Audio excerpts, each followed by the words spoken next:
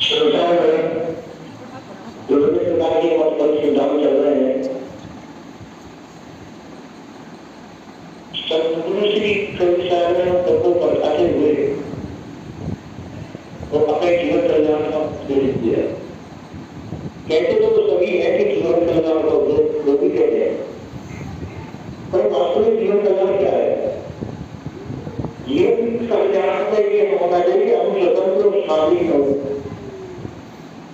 हमको स्वतंत्रता स्वाधीनता प्राप्त हो और पराधीनता न हो।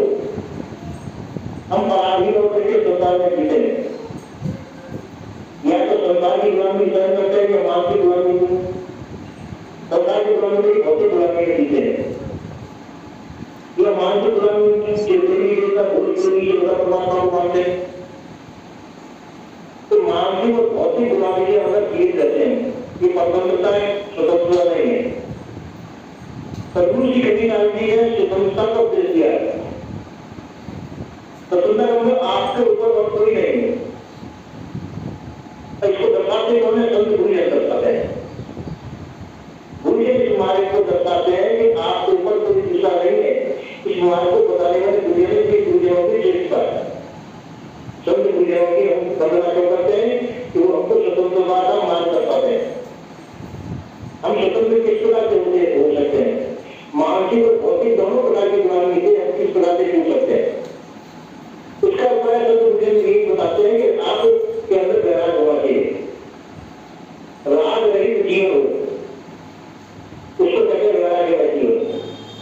हम संसार में किसी प्रकार से प्रभावित न हो, संसार के प्रभाव से अलग होकर के हम स्वतंत्र स्वाधीन रहते हैं। तो संसार में विभिन्न प्रकार की रोचकता को देख करके हम मोहित हो जाते हैं, भ्रमित हो जाते हैं, और वो भ्रम में आकर अपने आप को भूल जाते, अपने पद को भूल जाते हैं। हम स्वतंत्र न होकर के हम परतंत्र पारी हो जाते हैं। जैसे आप अपनी जगह पर बैठे हुए हैं, किसी ने आके कहा कि भाई चलिए आपको हमारे यहाँ निमंत्रण है। हम निमंत्रण लेकर भाई हमको वहां पर बहुत कुछ मिलेगा आपको, आप दूसरा सोने की मंदिर आपको दूसरा दे दिया जाएगा, आपको 700 रुपये देंगे, ये यहाँ पर सकता। तो अब आपने सोचे कि तो ये सोने का आपको मिलेगा वो अच्छा रहेगा, इस लोगों से आ गए। और इन पत्थरों के मकान को तो सोने के पत्थर बैठ के करेंगे, पर वो पराधीनता हुई।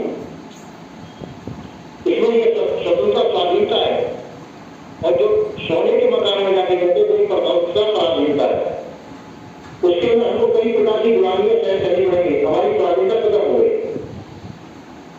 तो स्वाधीन आप तब तक है जब आपके ऊपर किसी दूसरे का दबाव न हो।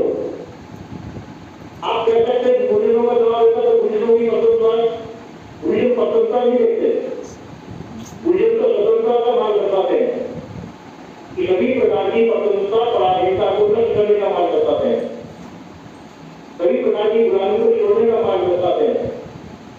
आपके ऊपर कोई दूसरा नहीं है, आप स्वतंत्र है। आप किसी को भी तीसरे मार्ग का दर्शन करके हम अपने आप को सभी प्रकार के बंधनों से अपने आप को मुक्त कर रहे हैं। पराधीनता बंधन है, तो बंधन से छोड़ने का नाम स्वतंत्रता है। बहुत मार्ग गुरुजन बताते हैं, इसे उनको बंदी छोड़ कहा गया है। बंदी छोड़ मतलब सभी प्रकार के बंधनों को छुड़ाने का उद्देश्य। तो संसार में हम रह करके संसार की गुलामी से जुड़ गए, हम अपने आप में शांत निर्बंध हो जाए, सरकार के किसी मोह में पड़े, मोह शक्ति से रहित हो, मोह शक्ति भ्रमित शक्ति दोनों से रहित होकर स्वतंत्र हो जाए, सभी बंधनों से मुक्त हो जाएंगे। उससे सबसे दूर जाऊंगा सदगुरु की विद्या का ही मार्ग है। क्यों और जितने भी मार्ग है दोनों को प्रकार का बंधन ही देते हैं।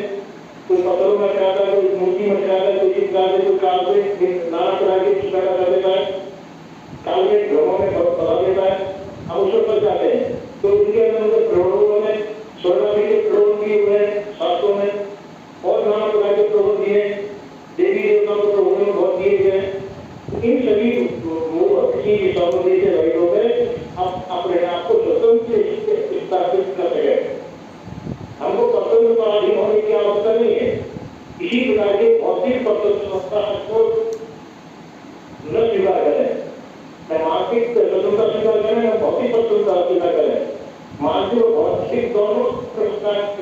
स्वतंत्र हो। वास्तव में तुम्हारे लिए किसी दूसरे की आवश्यकता नहीं, तुमको अपने लिए किसी दूसरे की पसंदा की आवश्यकता नहीं है। तुम सब प्रकार से स्वतंत्र स्वाधीन हो। तो इसी प्रकार से स्वतंत्र स्वाधीन रहने के संसार के कभी भौतिक और मानसिक स्वतंत्रता पसंदा को क्या करके हम अपने आप में स्थापित हो और इसी प्रकार से